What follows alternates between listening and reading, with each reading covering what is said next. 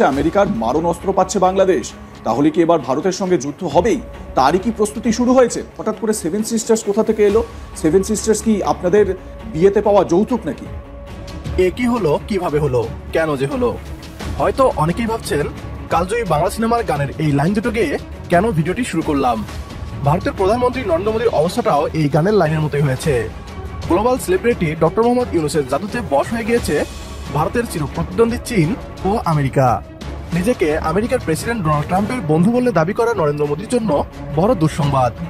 America নতুন বাংলাদেশের সেনাবাহিনীকে আধুনিক হাতিয়ার দেওয়ার প্রস্তাব করেছে, যা আমাদের সেনাবাহিনীর সক্ষমতাকে দ্বিগুণ বৃদ্ধি করে দিবে। অন্যদিকে চীন সফরে ডক্টর মোহাম্মদ ইউনূস সেভেন সিস্টার্সকে বাংলাদেশ নির্ভর করে তোলার ঘোষণা করেছেন। ডক্টর মোহাম্মদ ইউনূসের মুখে সেভেন সিস্টার্সের কথা শুনে রীতিমতো কাঁপছে পশ্চিমবাংলার মিডিয়া। ভারতের সেভেন সিস্টার্সের অভিভাবক হিসাবে নিজেকে দাবি করছে বাংলাদেশ, এমনটাই প্রচার করছে তারা। ডক্টর মোহাম্মদ ইউনূসের জাদুতে কিভাবে বশ হয়ে গিয়েছে চীন এবং আমেরিকা, আসুন তা দেখি। চীন সফরকালে প্রধান উপদেষ্টা ডক্টর মোহাম্মদ ইউনূসের চিকেন নেক নিয়ে বক্তব্য ইস্যুতে অতি উৎকণ্ঠিত ভারতীয় গণমাধ্যম। আমাদের ব্যবসা মানে সব শেষ, তাই আমার নেই। মার্কুস স্ট্রিটে যত হোটেল আছে, যত রেস্টুরেন্ট আছে, যত ঠেলাওয়ালা আছে, রিক্সাওয়ালা আছে, অটোওয়ালা আছে, যার যার ব্যবসা ছিল সব বন্ধ, শূন্য হয়ে গেছে। এই জন্য দুই দেশের সম্পর্ক ভালো নেই, এই জন্য আমাদের অনেক বিপদে পড়ছে দাদা। আমাদের রেস্টুরেন্ট পুরো বন্ধ, বিজনেস পুরো শূন্য হয়ে গেছে। এটা আগস্টের পর থেকে, 5 আগস্টের পর থেকে শেখ হাসিনা চলে গেছে, ইন্ডিয়া চলে এসছে, তবে থেকে ব্যবসা তো পুরো ধ্বংস হয়ে গেছে। ব্যবসা তো পুরোপুরি শেষ, এরপর তো পুরোপুরি শেষ হয়ে যাবে। আমাদের সরকার কি করছে বুঝতে পারছি না আমরা। ডক্টর ইউনূস সম্পর্কে আপনি কি বলতে চান? কেমন আছেন? ভালো আছে, ভালো আছে, আলহামদুলিল্লাহ ভালো আছি।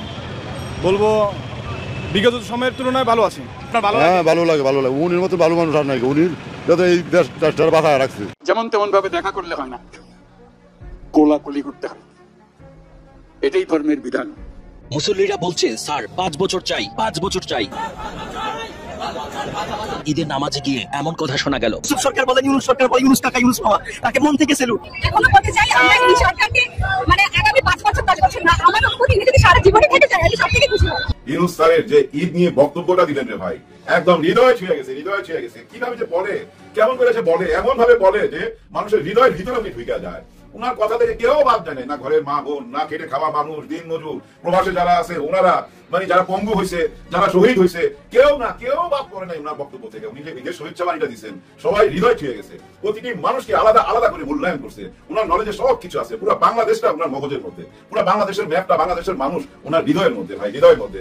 উনি শুধু আমাদের দেশের নেতা না, এশিয়ার নেতা হইতে পারে, এশিয়ার নেতা হইতে পারে। আসসালামু আলাইকুম দর্শক, নতুন একটা নিউজে আপনাকে স্বাগতম। প্রিয় দর্শক, ডক্টর মোহাম্মদ ইউনূসের জাদুতে বাংলাদেশের পাশে চীন ও আমেরিকা। মোদীকে কঠিন ছ্যাঁকা দিল ট্রাম্প। ভারতের সেভেন সিস্টার দখলে বাংলাদেশকে অ্যাটাক হেলিকপ্টার দিচ্ছে যুক্তরাষ্ট্র। খেলা দেখিয়ে দিল ডক্টর ইউনূস। কাছে গোটা ভারত, খুশি বাংলাদেশের সাধারণ জনগণ। কোনো নির্বাচন দরকার নাই। ডক্টর ইউনূসকে আরো 5 বছর ক্ষমতায় রাখার দাবি জোরালো হচ্ছে বাংলাদেশে, এবং চারদিক থেকে কঠিন বিপদে পড়ে ভারতের সেভেন সিস্টার্স হারানোর ঘটনা ও প্রেক্ষাপট নিয়ে করা আমাদের আজকের ভিডিওটি খুবই গুরুত্বপূর্ণ। ভিডিওটি শুরু থেকে শেষ পর্যন্ত ধৈর্য সহকারে দেখে একটি লাইক দিয়ে সবাইকে শেয়ার করে দিন। আমাদের চ্যানেলে নতুন হলে চ্যানেলটি সাবস্ক্রাইব করে পাশে থাকা বেল আইকনে ক্লিক করে রাখুন। আমাদের ভিডিওটি আপনি বাংলাদেশের কোন জেলায় বসে দেখছেন বা শুনছেন সেটি অবশ্যই কমেন্ট বক্সে কমেন্ট করে জানিয়ে দিতে ভুলবেন না। আমেরিকার মারণ অস্ত্র পাচ্ছে বাংলাদেশ, তাহলে কি এবার ভারতের সঙ্গে যুদ্ধ হবেই? তারই কি প্রস্তুতি শুরু হয়েছে? হঠাৎ করে সেভেন সিস্টার্স কোথা থেকে এলো? সেভেন সিস্টার্স কি আপনাদের বিয়েতে পাওয়া যৌতুক নাকি? এ কি হলো, কিভাবে হলো, কেন যে হলো?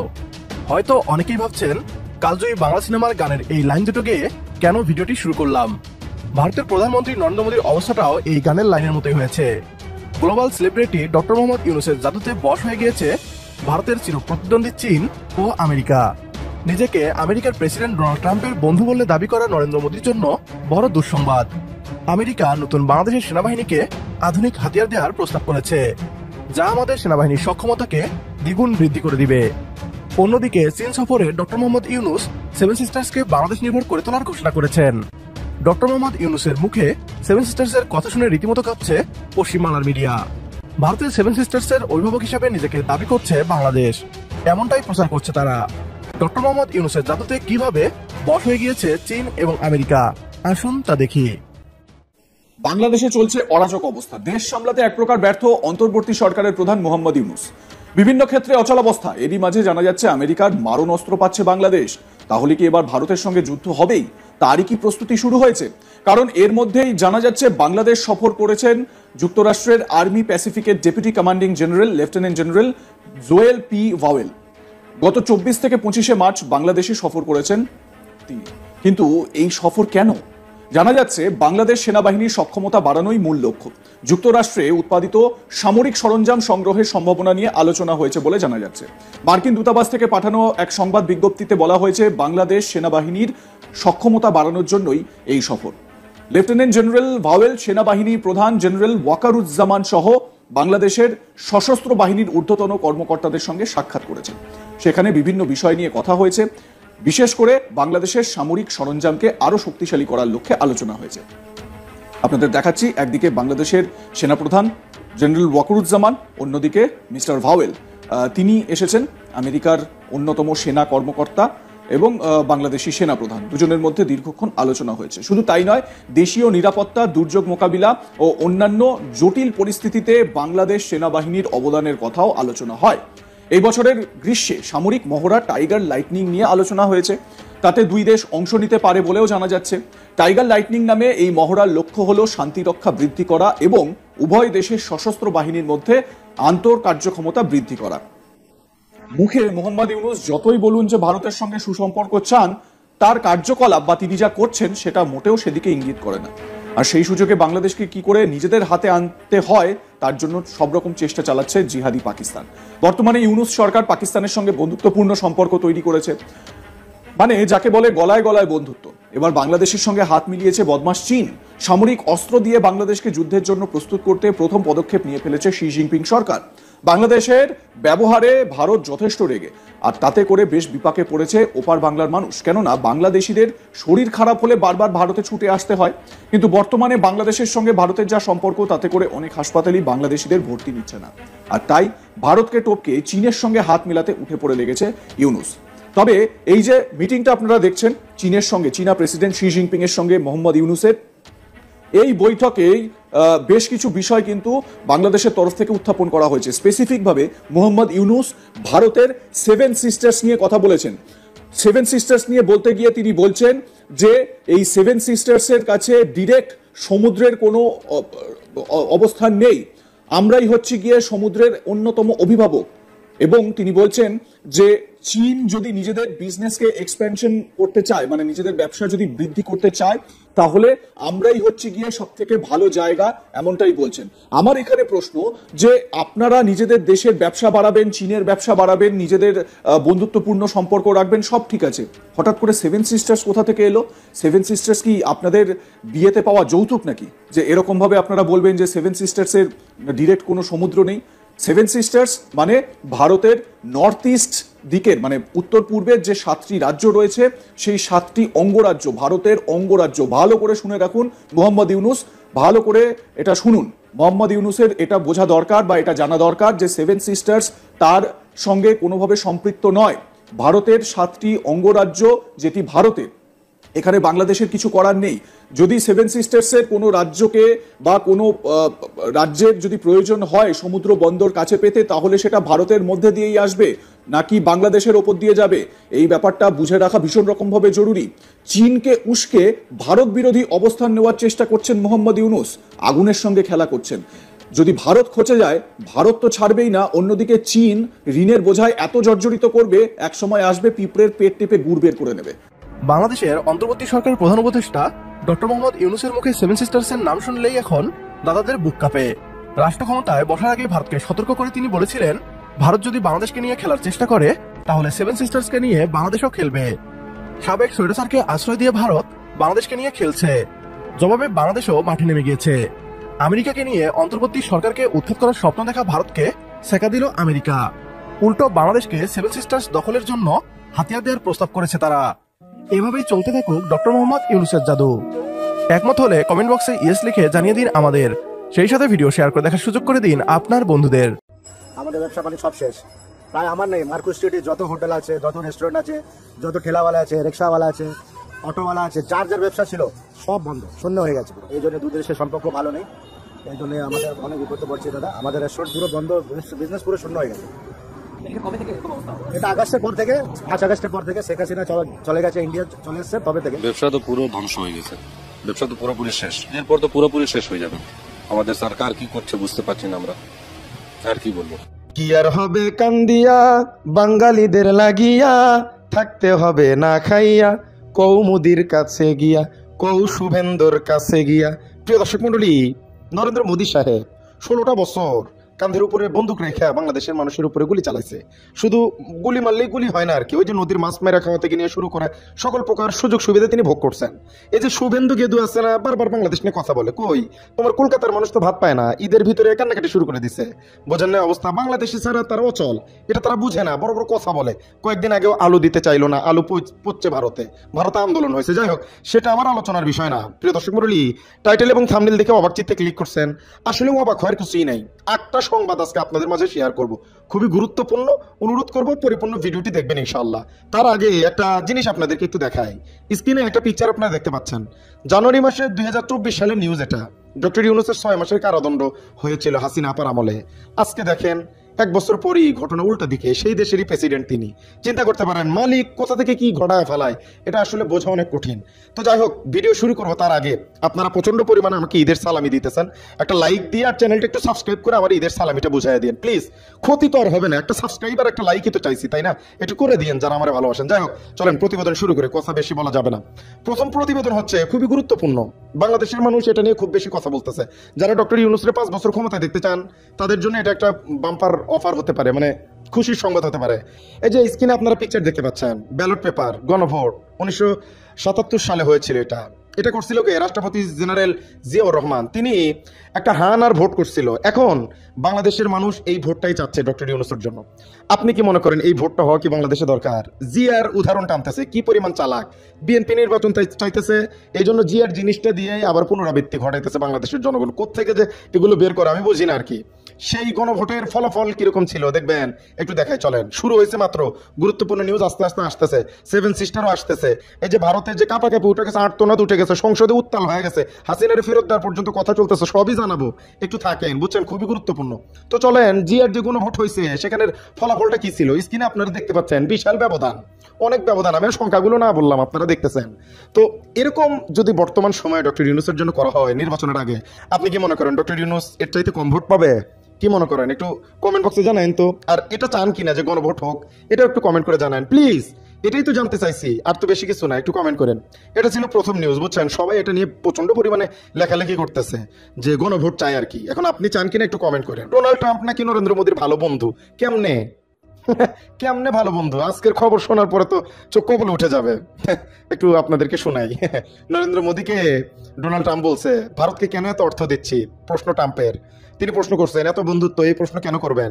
তিনি যে কথাটা বলছেন অনেক বড় প্রতিবেদন, কিন্তু ডোনাল্ড ট্রাম্প যেটা বলছেন সেটা একটু আপনাদেরকে শোনাচ্ছি। ভারতকে কেন আমরা $21 বিলিয়ন দিচ্ছি? তারা ইতিমধ্যে অনেক বেশি অর্থ পেয়েছে। তারা আমাদের দৃষ্টিতে বিশ্বের সবচাইতে সর্বোচ্চ করদাতা দেশগুলোর একটি, অথচ আমাদের পক্ষ থেকে ভারতের বাজারে প্রবেশ করা বেশ কঠিন, কারণ তাদের শুল্ক হার অত্যন্ত বেশি। আমি ভারত এবং প্রধানমন্ত্রী নরেন্দ্র মোদীর নামও মুখে আসে না, শ্রদ্ধাশীল। তবে ভোটের উপস্থিতি বাড়ার জন্য $21 বিলিয়ন কি প্রয়োজন? শ্রদ্ধাশীল, কিন্তু বাসটা ঠিকই দিচ্ছেন। শ্রদ্ধা করেন কিন্তু বাস ঠিকই দিচ্ছেন। নরেন্দ্র মোদী খুব আশাই ছিল, খুব বড় বড় কথা বলে। আপনাদেরকে নিউজগুলো দিচ্ছি। এবার চলেন একটা 7 সিস্টার নিয়ে যে কাণ্ডটা ডক্টর ইউনূস ঘটাইছে এটা একটু জানাই, বুঝছেন, এটাও গুরুত্বপূর্ণ। এই যে ডক্টর ইউনূস মানে নরেন্দ্র মোদী বেশি ভালো পারে না, এই যে ট্রাম্প খায় দিচ্ছে, বুঝেন নাই? আর এদিকে নরেন্দ্র মোদীর যেটা 7 সিস্টারে আগুন লাগাইছে ডক্টর ইউনূস, সেটা একটু আপনাদেরকে শোনাই। স্ক্রিনে দেখতে পাচ্ছেন 7 সিস্টার নিয়ে ডক্টর ইউনূসের বক্তব্যে ভারতে তোলপাড়। সেখানে কি হয়েছে একটু বিস্তারিত আপনাদেরকে শোনাচ্ছি, একটু শোনেন। কংগ্রেস নেতা পবন খেরা বলেন, ভারতকে ঘিরে ধরতে চীনে আক্রমণ জানাচ্ছে বাংলাদেশ সরকার এই মনোভাব আমাদের উত্তর পূর্বাঞ্চলের নিরাপত্তার ক্ষেত্রে খুবই বিপজ্জনক। কে দাদা বাবুরা ভয় পেয়েছেন? না, বিপজ্জনক হবে কেন? মণিপুর সামলাতে পারছে না, চীন তরুণ অঞ্চলে এর মধ্যেই গ্রাম স্থাপন শুরু করেছে। প্রতিরক্ষা বিপ্লব বিশ্লেষক বাক্সি বলেন, আমরা বাংলাদেশ তৈরি করছি। বাক্সি, আপনি বাংলাদেশ তৈরি করছেন? সে সময় আমরা কোনো ভৌলিক সুবিধা গ্রহণ করে নাই। 16 বছর যে করছেন এটা কি ফাইলে দিবেন? আচ্ছা, এটা তো আপনাদেরকে স্ক্রিনে দেখাইছি আমি। এটাই সংবাদ আর কি। তাদের উত্তাল অবস্থা, চিন্তা ভাবনা শুরু হয়ে গেছে যে কি হবে আমাদের সাথে। খুবই চিন্তায় আছে, বুঝছেন? এবার চলেন আরো কিছু গুরুত্বপূর্ণ নিউজ আপনাদেরকে দেই, যেটা দিতে চাইছিলাম। জামাত ইসলামের আমির অনেক সময় মুক্তিযুদ্ধ অপরাধী বলা হয়, কিন্তু জামাত ইসলামের আমির এই কথা একদমই মানানসই না। তিনি একটা কথা বলছেন যে আমি যুদ্ধ অপরাধী না, অথচ আমার উপরে যুদ্ধ অপরাধীর মামলা দেওয়ার চেষ্টা করা হচ্ছে। আর আরো একটা কথা তিনি বলছেন যে আওয়ামী লীগকে নিষিদ্ধ করা কোনো কিছু নেই, জনগণ অনেক আগেই তাদেরকে নিষিদ্ধ করে দিছে। এটা হচ্ছে জামাত ইসলামের আমিরের কথা। আর আরো একটা কথা বলছেন, যুদ্ধের সময় আমার বয়স ছিল 12 বছর, কেউ আমার বিরুদ্ধে মিথ্যা অভিযোগ দেয়নি, সাক্ষ্যও দেয়নি। শফিকুল ইসলাম সাহেব এই কথাগুলো তিনি বলছেন। আর একটা কথা আছে, আর একটা নিউজ আছে, বাংলাদেশের মানুষ ভোটের জন্য মুখিয়ে আছে। দুলু সাহেব বলছে, আপনি তো বাংলাদেশের মানুষ, ভোটের জন্য কি মুখিয়ে আছেন? একটু আমার কমেন্ট করে জানান তো। দুলু সাহেব বলছে আর কি, সেটাও একটু আপনাদেরকে জানাই দিলাম। চলেন আরো একটা গুরুত্বপূর্ণ নিউজ আছে, আজকে সবই গুরুত্বপূর্ণ। লাল আর গেরুয়া হয়ে গেছে, মুসলিমদের পাশে থাকার বার্তা মমতার। কি খেলা ঘুরতেছে? মুসলিমদের পাশে থাকবেন ভালো, আবার উল্টা দিক ঘুরেন না মমতা ব্যানার্জি সাহেব। তিনি বলছেন, আমাকে অনেকে প্রশ্ন করে যে আমি মুসলিম না হিন্দু, আমি বলি আমি সবই। মুসলমানদের পাশে থাকার আহ্বান জানিয়েছে মমতা ব্যানার্জি। আপনি কি মনে করেন এটা কি ভালো? একটু কমেন্ট করে জানান। যাই হোক, মোটামুটি শেষ একটা নিউজ দিয়ে আমরা আজকে শেষ করবো, সেটা হচ্ছে বাপ ডাইকে ইলেকশন বাংলাদেশে দিয়ে যাওয়া লাগবে। ফজলুর রহমান, ইনি খালেদা জিয়ার উপদেষ্টা পরিষদের একজন, যতটুকু আমি পড়ছি আর কি, যদি ভুল না করি। তো তিনি বলছেন যে আমি বাইসে থাকতে বাপ ডাইকা ইলেকশন দিয়ে যাওয়া লাগবে। এই ফজলুর রহমান রে অপসারণের দাবি জানাচ্ছে অনেকেই। সম্মানিত দর্শক, আসসালামু আলাইকুম রহমতুল্লাহ। নিউ মার্কেটের এরিয়াতে আমি আরও একটি পর্ব করতে যাচ্ছি। সাধারণ মানুষদের থেকে আমি মতামত নিব। মুজাফফর অনলাইন টিভি আপনাদেরকে আমি একটা আনকাট এবং অথেন্টিক ভিডিও উপহার দিতে যাচ্ছি। আসসালামু আলাইকুম, কেমন আছেন? আলহামদুলিল্লাহ, ভালো আছি। ডক্টর ইউনূস স্যার সম্পর্কে আপনি কি বলতে চান? ওনার এই শাসনে কেমন আছেন? ইনশাল্লাহ ভালো আছি। উনি ব্যক্তি হিসাবে কেমন? খুব ভালো। উনি যে দেশ ভালো চালাচ্ছে, এরকম একটা ভালো দিকের কথা বলেন তো দেখি। কোন দিক? আসলে বিশেষ করে রমজানের এই যে দ্রব্যমূল্য কম, পেঁয়াজ, আদা, রসুন বিভিন্ন সব কিছু তো প্রায় কম, এগুলো নিয়ে আমরা খুব ভালো আছি, শান্তিতে আছি। আলহামদুলিল্লাহ, আলহামদুলিল্লাহ। চাচা কেমন আছেন? আলহামদুলিল্লাহ ভালো আছে। ডক্টর ইউনূস স্যারের সম্পর্কে আপনি কি বলতে চান? কেমন আছেন ওনার এই শাসনে? ওনার এই শাসন খুব ভালো আছে, ভালোভাবে চলে। আচ্ছা, ভালোভাবে যেমন চলতেছে, এমন একটা দিক দেখান তো, কোন দিক দিয়ে ভালো চলতেছে? ওনার সব দিকে ভালো আছে। যেমন মনে করেন বাইরের সাথে আমাদের সাথে ভালো সম্পর্ক আছে, উনি ভালো সম্পর্ক রাখছে। উনি একজন নোবেলপ্রাপ্ত বিজয়ী, এই জন্য ওনাকে আমরা শ্রদ্ধা করি। আচ্ছা, উনি কি দেশে থাকুক আরো চান নাকি বিরত? যেটা অবশ্যই আমরা ভালো একজন ব্যক্তি চাই। আচ্ছা আচ্ছা, ধন্যবাদ ধন্যবাদ। আমরা এই ভাইয়ের সাথে কথা বলি। ভাই কেমন আছেন? আপনার বাড়ি কোথায়? আমার বাড়ি কর্ণফুলী থানায়। চট্টগ্রামে? কর্ণফুলী থানায়। আচ্ছা, ডক্টর ইউনূসের এই শাসনে আপনি কেমন আছেন? আমি ভালো আছি। আপনি কি করেন? আমি ওয়ানে চাকরি করি। আচ্ছা, কিরকম ভালো আছেন অন্যান্য সময় থেকে? দেখ বলেন তো। ও একটা নোবেল পুরস্কার জয়ী, ওরা সবাই চিনে, সব রাষ্ট্রের চিনে। আচ্ছা আচ্ছা, ওনার মতো লোক কি বাংলাদেশে থাকার দরকার আছে? আচ্ছা, অবশ্যই। আচ্ছা, ধন্যবাদ ধন্যবাদ, আপনাকে অসংখ্য ধন্যবাদ। এবার যান, আপনার ব্যবসা কেমন চলে? হ্যাঁ, ইনশাল্লাহ ভালো। এখানে ব্যবসা করেন যে কাউকে চাঁদা দেন? না না। কেউ এসে চাঁদা চায় না। তুমুক ভাই নামে? না, এখন কোনো ভাই নাই। আচ্ছা আচ্ছা, কেমন আছেন এই ডক্টর ইউনূসের এই শাসনে? আপনি কেমন আছেন? ইনশাল্লাহ ভালো আছি। যেমন কিরকম ভালো আছেন বলেন? যাক থেকে ভালো আছি, মাল দ্রব্যমূল্যের দাম কিছু কম আছে, দোকানদারি করে ভালো আছি। আচ্ছা, সব মিলে পরিবার পরিজন নিয়ে ভালো আছি। হ্যাঁ, আচ্ছা, ধন্যবাদ আপনাকে, ধন্যবাদ। সম্মানিত দর্শক, আমরা আজকে সাধারণ খেটে খাওয়া মানুষ, ব্যবসায়ী যারা আছেন তাদের সাথে কথা বলবো, তাদের মনের দুঃখ এবং সুখ জানার চেষ্টা করবো। চাচা কেমন আছেন? আসসালামু আলাইকুম। ওয়ালাইকুম আসসালাম, ভালো আছেন? আছি আলহামদুলিল্লাহ। ডক্টর ইউনূসের শাসনে আপনি কেমন আছেন? উনি ব্যক্তি হিসেবে কেমন আছেন? ইনশাআল্লাহ ভালো আছেন। মোটামুটি আছি। পরিবার পরিজন নিয়ে ভালো আছেন কিনা সত্য কথা বলবেন? আছি, কোন রকম চলায়, আল্লাহ চালায়। আচ্ছা, উনি কি দেশ ঠিকভাবে চালাচ্ছে? এতগুলো তো আমাদের থেকে আইডিয়া নেই। আচ্ছা, ঠিক আছে, আপনার এতটুকুই থাকুক, আমরা সামনের দিকে যাই। ভাইরা আসসালামু আলাইকুম। ভাইরা সালাম দিয়েছি আপনাদেরকে, কেমন আছেন? আছি, ভালো আছি। আচ্ছা, আমি আসলে একটা অনলাইন টিভি থেকে, সেটা হলো ডক্টর ইউনূস স্যার সম্পর্কে আপনি কি বলতে চান? উনি ব্যক্তি হিসেবে কেমন? ব্যক্তি হিসেবে কিন্তু ভালো, কিন্তু জিনিসপাতির দাম তো এখনো কমে নাই। ব্যক্তি হিসেবে ভালো, সবকিছুর দাম বাড়তি। কোন জিনিসের দাম বাড়তি? সবকিছু জিনিসপাতির দাম বাড়তি, সবকিছু, একেবারে ফল ফ্রুট কাপড়। হ্যাঁ, সবকিছু, কিন্তু দেশের পরিস্থিতি, চুরি ডাকাতি এগুলো সব বেশি হয়ে যাচ্ছে। আচ্ছা আচ্ছা, ওনার এই শাসনকে আপনি কোনো পরামর্শ দিতে চান? না না, আমি কি দেবো পরামর্শ? আমি ছোট একজন মানুষ। না না, আমি পরামর্শ। আচ্ছা, থ্যাংক ইউ। সম্মানিত সুধী, চলুন আমরা সামনে আরো কিছু মা বোনেরা আছেন, ভাইয়েরা আছেন, তাদের সাথে কথা বলি। ভাই কেমন আছেন আপনি? আলহামদুলিল্লাহ ভালো আছি। এই ব্যবসাটা কেমন চলতেছে? ইনশাআল্লাহ ভালো চলতেছে। আগের তুলনায় বিক্রি বাড়ছে না কমে গেছে? বাড়ছে। আমার প্রশ্ন হলো, ডক্টর ইউনূস স্যার দেশ চালাচ্ছেন, ওনার এই শাসনে আপনি কেমন আছেন? আলহামদুলিল্লাহ ভালো আছি। উনি ব্যক্তি হিসেবে কেমন? খুবই ভালো। আচ্ছা, আপনার বাড়ি কোথায়? নোয়াখালী। নোয়াখালীতে। আচ্ছা আচ্ছা, ওনাকে ভালো লাগে যে কোনো একটা দিক কি বলতে পারবেন? ওনার এই কাজটা আপনার ভালো লাগছে এরকম? ওনারা বর্তমানে আইন শৃঙ্খলা ভালো লাগছে বা বর্তমানে নিয়ম কানুন যেগুলো বা দ্রব্যমূল্য এগুলো মোটামুটি ভালো লাগছে, খুবই ভালো লোক। ঠিক আছে, ধন্যবাদ আপনাকে, ধন্যবাদ। আমার মায়েরা কি কথা বলবেন? মায়েরা আপনারা কি কথা বলবেন? হ্যালো, আসসালামু আলাইকুম। আমরা ডক্টর ইউনূসের সম্পর্কে জানতে চাচ্ছি, আপনারা কেমন আছেন? আচ্ছা, উনি ভালো আছে, অনেক ভালো। উনি কি ব্যক্তি হিসেবে ভালো? হ্যাঁ, আমাদের চোখের দেখাই ভালো, অন্য দেখা বলতে পারবো না। আচ্ছা আচ্ছা, দেশ ঠিকভাবে কি উনি চালাতে পারছে মনে হয়? হ্যাঁ, সামনে একটু সময় দিতে হবে না, ওনার থেকে একটু সময় দিতে হবে।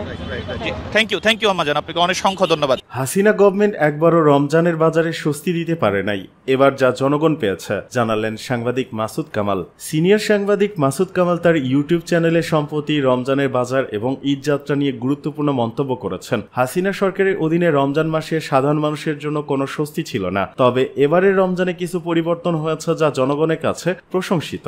এছাড়া ঈদ যাত্রা এবং দ্রব্যমূল্য নিয়ন্ত্রণে সরকারের কার্যক্রম কিছুটা সফল হয়েছে বলে তিনি উল্লেখ করেছেন। তিনি বলেন, এক মাসের একটা রমজান পার হয়ে গেল, পবিত্র রমজান মাস পার হয়ে গেল। রোজা যেটা মানে অত্যন্ত পবিত্র একটা মাস। আমাদের দেশটা একটা মুসলিম প্রধান দেশ, এখানে মানুষের মধ্যে ধর্মের প্রতি যে ভালোবাসা, ধর্মের প্রতি যে ভীতি, সেটা আমার মনে হয় পৃথিবীর অনেক দেশে আমাদের মতো এত বেশি নাই। তিনি আরো বলেন, তারপরে মর্মান্তিক ঘটনা ছিল এই রমজান মাসে আমরা দেখতাম জিনিসপত্রের দাম বাড়িয়ে দেওয়া হতো, মানুষকে কষ্টে ফেলা হতো। রোজার সেহরি করতে গিয়ে, ইফতারি করতে গিয়ে মানুষের যে পণ্যের খুব প্রয়োজন ছিল সেই পণ্যের দাম বাড়ানো হতো। কারা বাড়াতো? তারাও মুসলমান। একজন মুসলমানের জন্য কষ্টের কারণ হয়ে দাঁড়াতো আরেকজন মুসলমান, এবং সেই কারণটা যে কারণে তারা কষ্টের কারণ হয়ে, সেই কারণটা কিন্তু খুব প্রয়োজনীয় কোনো কারণ ছিল না, তার নিজের মুনাফার জন্য তারা এটা করত। ইসলাম ধর্মে যে জিনিসটাকে প্রচন্ডভাবে নিষেধ করা হয়েছে, তারা সেই অপকর্মটা করত। তিনি আরো জানান, আমরা দেখলাম, বলতাম কোনো ফল হতো না। মাসুদ কামাল বলেন, কিন্তু আমরা লক্ষ্য করলাম এবার রমজানে আমরা দুই একটা জিনিস ছাড়া, দুই একটা পণ্য ছাড়া, যেমন ধরা যাক চাল, তেল, ভোজ্য তেল এবং খাওয়ার চাল, এই দুটো ক্ষেত্র ছাড়া আর সকল ক্ষেত্রে আমাদের কাছে মনে হয়েছে সাধারণ মানুষ একটা সহনীয় অবস্থায় ছিল। আমি মানুষের চিৎকার চেঁচামেচি দেখি নাই। সরকার প্রধানকে এখন আর আপনার বেগুনি বানানোর পদ্ধতি, মিষ্টি কুমড়া দিয়ে বেগুনি বানানোর পদ্ধতি শিখাতে হয়নি। পেঁয়াজের পরিবর্তে পেঁয়াজ কিভাবে শুকিয়ে রাখা যায় সেই কথাও শিখাতে হয়নি। কাঁচামরিচ শুকিয়ে রাখার রেসিপিও দিতে হয়নি, মানুষ এমনিতেই পেয়েছে।